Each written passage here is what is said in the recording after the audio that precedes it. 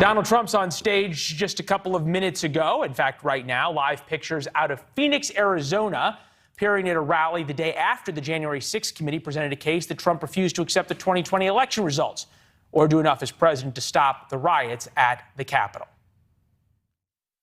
I think I was pretty clear there needed to be an immediate and forceful response statement, public statement that people need to leave the Capitol now. All right, that was the former White House counsel. The hearing's now possibly taking a political toll on the former president. Reuters poll this week, 32% of Republicans say Trump should not run for president again in 2024. That's up from just 26% last month. Meantime, Trump is being joined by Mike Pence today in Arizona, just not at the same event. Former President Trump and Vice President Pence are endorsing different candidates, showing how they are continuing to part ways. Scott Tranter from the DecisionDesk HQ joins us now. All right, appreciate you spending Friday night with us. Is this in Arizona in the primary the truest test now of whether Donald Trump controls the MAGA movement? It's certainly a continuation of what we saw in Georgia. In Georgia, the Pence-backed candidate beat the Trump-backed candidate. But this is the first time both of them are doing extensive rallies, extensive support on both sides. And so, you know, Pence is holding it 1-0, and we'll see what happens here in Arizona. All right. Karen Taylor Robson, endorsed by Pence. Kari Lake endorsed by Donald Trump. Where are the polls right now, and who are the persuadable voters left inside of this Republican primary? That's an interesting question, because the Arizona Republican primary electorate's changed quite a bit in the last two cycles. And so we have an outgoing, very popular governor, Doug Ducey, and he clearly wants the Mike Pence candidate, Kari Robson, and Donald Trump wants Kari Lake. It'll be interesting. It's probably going to be these new Republican voters, these new registrants we've been talking about on your show the last week or so. They're the ones who are going to make the difference when we have Arizona coming up in a few weeks. All right, here is Pence on the stump talking about his endorsement of Robson and also his past work. Take a listen. We have a crisis on our southern border of historic proportions. And now is the time for serious, tested, experienced leadership here in Arizona to meet this moment. And that leadership is Karen Taylor Robson. A little earlier, he kept talking about everything that he had done in the Trump Pence administration. Trump Pence administration kept going on and on. Is this the idea of MAGA without the crazy?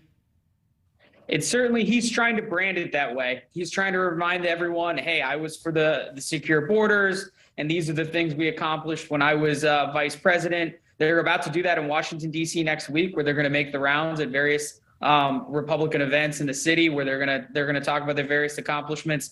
It'll be interesting. He's certainly trying to carve it out. You see a lot of his advisors giving more named quotes in newspapers this week and on television. This is certainly his effort to carve out his spot, because it looks like he's probably going to announce his candidacy for president sometime after the midterms. Looking at those new Republican voters who are new Republican voters in Arizona, there's new Republican voters in Texas, in Florida, and a number of these other states. A lot of them are first-time Republican voters that are Hispanic, that are swinging over. Who do they go to? Pence, DeSantis, Donald Trump? So you might think that they're primarily there. They're new because they're Donald Trump, and they certainly support a lot of those types of policies they've seen before, but specifically in Texas and in the Southwest, they tend to be more Catholic and a little bit more religious. And that's where, you know, former VP Mike Pence really shines in that community. So they're Roe v. Wade, they're family issues, they're certainly border issues, as well as some of the business issues. So they kind of cross both the MAGA and the more traditional Republican social conservative movement. That's where it'll be interesting. There's probably splitting some of the new Hispanic voters there. Trump rejecting Pence. Mike and I had a great relationship, except for the very important factor that took place at the end. I don't think the people would accept Pence as a 2024 running mate. So the split's done. between these two men. The one thing that's very different is we watch Donald Trump on the stump right now. Kari Lake, who he's endorsed in Arizona, love to relitigate 2020. That's what they focus on. That's what he focuses on at so many of these events. Is there anything that we can glean over the past 18 months of polling and primary results about how effective that message is?